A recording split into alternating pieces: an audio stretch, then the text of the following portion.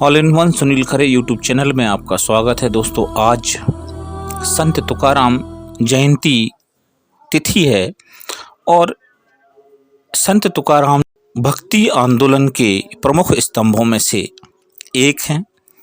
और जहाँ तक बात करें इनके जन्म की, तो 18 जनवरी 1608 में देहू नामक ग्राम में जो है महाराष्ट्र प्रदेश के पुणे ज़िले में हुआ था। ये बिल्कुल निश्चित है। और इनका जो निर्वाण है वो 18 मार्च 1650 को वहीं देहू ग्राम में ही हुआ था। और मूलतः इनके जो जन्म के संबंध में जो वैभिन्नता है जो तिथि के हिसाब से, तो वो 1520 जो है शक संवत के रूप में माना जाता है।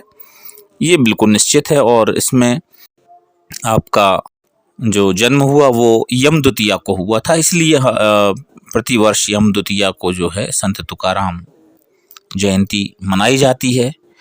और हम जहाँ तक उनके जीवन पर अगर प्रकाश डालने की कोशिश करें तो उनका प्रारंभ जो है बहुत ही सुखों में बीता। एक प्रतिष्ठित परिवार के लाडले पुत्र संत तुकाराम के आध्यात्मिक जीवन की बात करें तो इनके जो पूर्व के 8वें पुरुष विशंबर बाबा से इनके कुल में विट्ठल की उपासना बराबर से चली आ रही थी। इनके कुल के सभी लोग पंढरपुर की यात्रा के लिए नियमित रूप से जाते थे।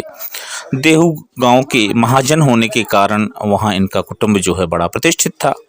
इनकी बाल्यावस्था में माता कनकाई व पिता बहेवा, जिन्हें बोल्होवा भी कहते थे, उनके सानिध्य में बड़े लाड़ प्यार से इनका जीवन बीता। और 18 वर्ष की आयु में, जब संत तुकाराम की आयु महज 18 वर्ष थी, उस समय इनके माता पिता का स्वर्गवास हो गया। और उसी समय इनका विवाह, चूँकि बाल्यकाल में बाल्यावस्था में विवाह हो जाता था, तो इनकी पत्नी और इनके एक बालक की जो है भीषण अकाल पड़ने के कारण जो है भूख से मृत्यु हो गई।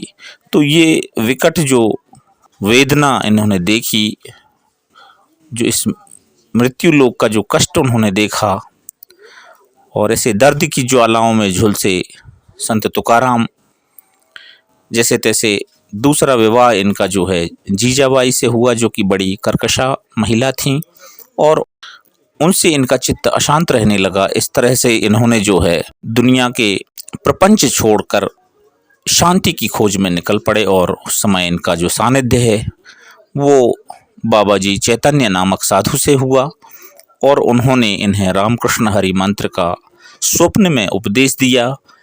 और इस तरह से आप जो है भक्ति मार्ग पर निकल गए। और उन दिनों भक्ति मार्ग के भक्ति आंदोलन के प्रमुख स्तंभों में से संत तुकाराम अत्यंत प्रसिद्ध हुए। और सहज रूप से प्रस्फुटित होने वाली इनके मुखारविंद से जो वाणी हुई वो इनके काव्य के रूप में जानी जाती है, जिसे अभंग वाणी के रूप में हम जानते हैं। और लगभग 4000 जो हैं इनके अभंग आज भी उपलब्ध हैं। वैसे तो महाराष्ट्र में 5000 का ये आंकड़ा बताते हैं, पर 4000 का जो है लगभग आंकड़ा ये माना जाता है। संत ज्ञानेश्वर द्वारा लिखी गई ज्ञानेश्वरी तथा श्री एकनाथ द्वारा लिखित एकनाथी भागवत के वारकरी संप्रदाय वालों के प्रमुख ग्रंथ हैं। इस वांग्मय की छाप तुकाराम के अभंगों पर दिखलाई पड़ती है। तुकाराम ने अपनी साधक अवस्था में इनका पूर्वकालीन संतों के ग्रंथों का गहराई तथा श्रद्धा से अध्ययन किया। इन तीनों संत कवियों के साहित्य में एक ही अध्यात्म सूत्र पिरोया हुआ है तथा तीनों के पारमार्थिक विचारों का अंतरंग भी एक रूप है। ज्ञानदेव की सुमधुर वाणी काव्य अलंकार से मंडित है। एकनाथ की भाषा विस्तृत और रसप्लावित है, पर तुकाराम की वाणी सूत्रबद्ध, अल्पाक्षर, रमणीय तथा मर्मभेदक है। तुकाराम का अभंग वांग्मय अत्यंत आत्मपर होने के कारण उसमें उनके पारमार्थिक जीवन का संपूर्ण दर्शन होता है।